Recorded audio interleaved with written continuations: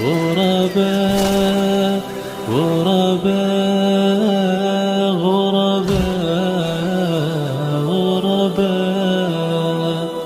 ابن مسعود رضی اللہ عنہ وارضاہ اپنی ماں کے پاس سویا کرتے تھے.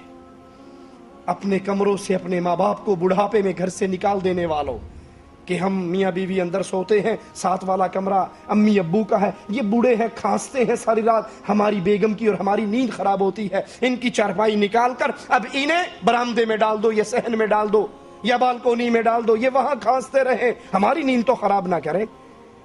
ابن مسعود رات اپنی ماں کے پاس بسر کرتے تھے. کیوں؟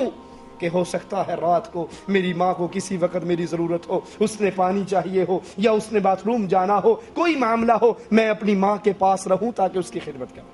ایک رات ابن مسعود رضی اللہ عنہ وارضاہ کی والدہ کہتی ہے عبداللہ مجھے پانی پلاؤ. عبداللہ ابن مسعود پانی لینے کے لیے جاتے ہیں اور پانی لے کر جب واپس پلٹتے ہیں ماں بستر پہ لیٹی ہوئی، اس کی آنکھیں بند ہو چکی اور وہ سو چکی.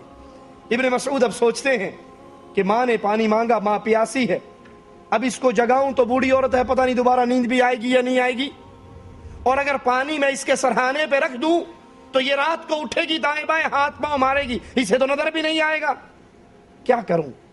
یہ سوچتے ہوئے ساری رات اپنی ماں کے سرہانے پہ کھڑے ہو کر گزارتے تھے. نیند آتی ہے، بیٹھ جاتے ہیں، تھکتے ہیں، کھڑے ہو جاتے ہیں، اور اسی بیٹھنے اور کھڑے ہونے میں یہاں تک کہ فجر کی آذان ہو جاتی ہے. ان کی والدہ اٹھتی ہے اور پھر اپنی والدہ کے سامنے وہ پانی کا پیالہ پیش کرتے ہیں.